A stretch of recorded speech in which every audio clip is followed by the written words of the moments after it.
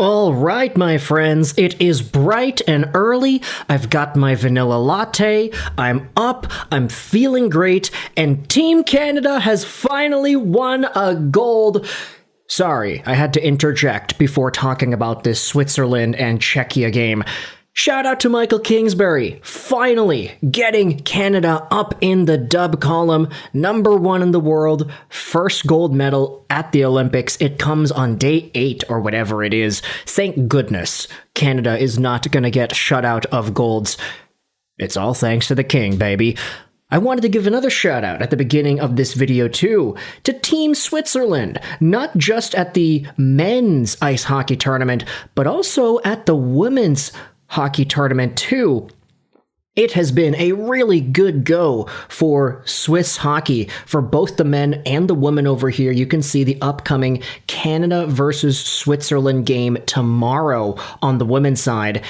But on the men's side, big 4-3 victory over Team Czechia in overtime, in a pretty important game to decide what was essentially going to be second place in this group here. Now, a bunch of the pregame coverage went out there and talked about a bunch of material here. Take a look at what Elliot Friedman went out there and tweeted before the game started. Big one an hour from now, Czechia and Switzerland. The winner finishes second behind Canada in Group A and is likely the 5th seed. The Swiss suffered 3 key injuries. In addition to Kevin Fiala, both Dennis Malgin and Andrea Glauser are out. Jan Ruda, hurt 2 days ago, still out for Czechia. The fact that the Swiss were missing 3 players, with one of them being arguably their best goal scorer in Kevin Fiala, was huge. And the fact that Czechia, with the players that they had available to them, could not get things done on the power play illustrates a huge issue with this Czech team. And we're going to dive into it more in this video. Stay tuned. 4-3 is the final, of course. Let's just briefly go over the goals before diving into the angles here. So, first period, Filip Chlapik, assisted by Marty Necas and David Kampf. There we go, Vancouver Canucks, baby. Second period, though, the Swiss get themselves the tie and the inevitable lead. Started out by Roman Josi, assisted by Janis Moser and Ken Yeager. Timo Meier ends up getting a goal just 2 minutes after that to give the Swiss the lead, assisted by Roman Josi and Nico Hischier. So there you go. Pretty good Swiss connection going out there, and a New Jersey Devils connection to get the go-ahead. In the third period, you had Radim Simek tying things up once again before Pius Suter gave the Swiss the lead once more.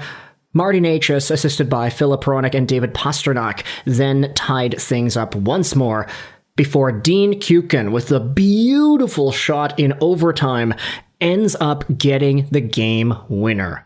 It was 3-on-3 overtime. 5 minutes is the format. It was the first overtime game for this men's tournament here at the Olympic Games.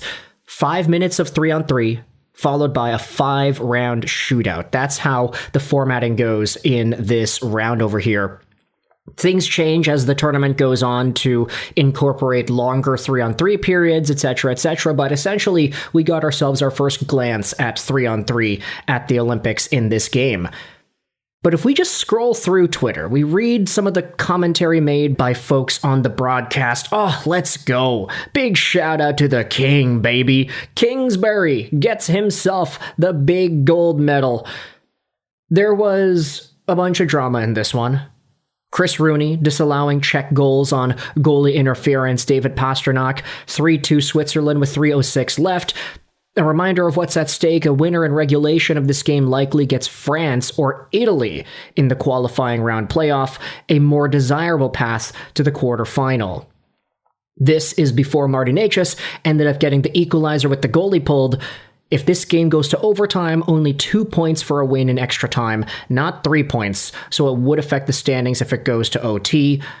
Crazy atmosphere in the arena.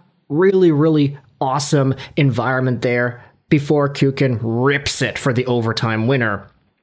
Switzerland clinches Group A, second position, but the overall seeding, 5 or 6, is to be determined. The runner-up in Group C, USA, Germany, or Latvia, will have a shot for 5th place seeding. So, yeah, right, seeding and whatnot, this is pretty interesting. But what I wanted to do was talk about one of these angles that was brought up on the R Hockey thread. And I think this sums up perfectly what exactly has been going wrong with Team Czechia so far at these Olympic Games. Let's dive into it here. David Pastrnak needs to realize this isn't Boston. Stop overplaying stuff. Stop with the blind passes. You aren't helping anything, LOL. I think Necas heard a few of us talking crap. This is, of course, before Necas went out there and legitimately had himself a good, productive game. I mean, opening assist on the 1-0 goal. He got himself an assist on the 2-2 goal, and then he had scored the 3-3 goal. So Necas literally went out there and produced. But this is the biggest thing here. 3 50-plus point NHL players on the same power play line. All of them have 20-plus goals, and all the power play does is pass the puck around and then lose it. Marty Necas brought the Colorado power play problems with him. You're welcome. Why couldn't McKinnon have done that instead? It is physically impossible for Canada and that roster to be bad at anything. But I do think this is a big point here. Even the next comment says David Pastrnak was abysmal on that power play. He's been playing so weirdly, he's been basically invisible. Necas too. It's kind of funny, Necas had a 3-point game, but still people are going out there and talking smack. 3 50-plus point NHL players on the same power play, but they can't do much on the man advantage. They just cycle it around, they just pass it about. And you've got David Pastrnak doing some blind passes behind him, toying with the puck a little bit too much. If we take a look at the Czechia lines, courtesy of Daily Faceoff, this is the way their power play is working out. Palat, Hertl, Necas, Pastrnak, Filip, and then on the second unit, you've got Sedlak, Cervenka, Stransky, Kashe, and Spacek. So really, you can say that the first unit is where all the talent is. But it's a pretty good point, right? I mean, you've got David Pastrnak, you've got Marty Necas. These guys are 80, 90, 100-point players. Tomáš Hertl is a 60, 70-point guy at best. Filip was formerly on pace for 50 points one time in one NHL season. Okay, I'm going to pause right there. He's on pace for like 40 points this year on the Vancouver Canucks. This is a good unit of guys, but they can't go out there and consistently string together offense that actually looks dangerous.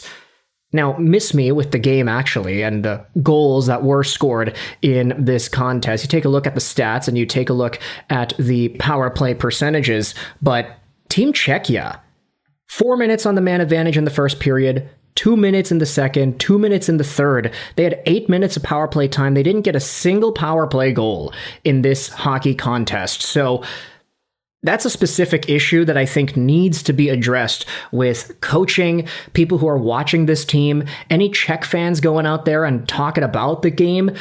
I mean, it does seem like there's a pessimism surrounding Czech fans in response to how they've been playing in this tournament. That's not to take away anything from Switzerland. They've been awesome. And as we had mentioned, it's not just the men, but the women too. They're doing amazing at this Olympic Games. But Czech fans are really getting down on themselves now after this hockey contest. David Pastrnak, Marty Necas, I mean, even though you can go out there and score a bunch of points, a la Marty Necas, if you're not making things work on the power play, there's a very big issue there. And Necas bringing that Colorado bad mojo over to the power play to this Czechia team, obviously that is not an omen. We wish that continues. I mean, maybe for my sake, Canadian guy cheering for Canada, maybe it's fine. But if you're a Czech hockey fan, let me know your thoughts in the comment section below about this overtime loss. Big game, big stakes. Thoughts in the comment section below. I hope you enjoyed this video. And bye.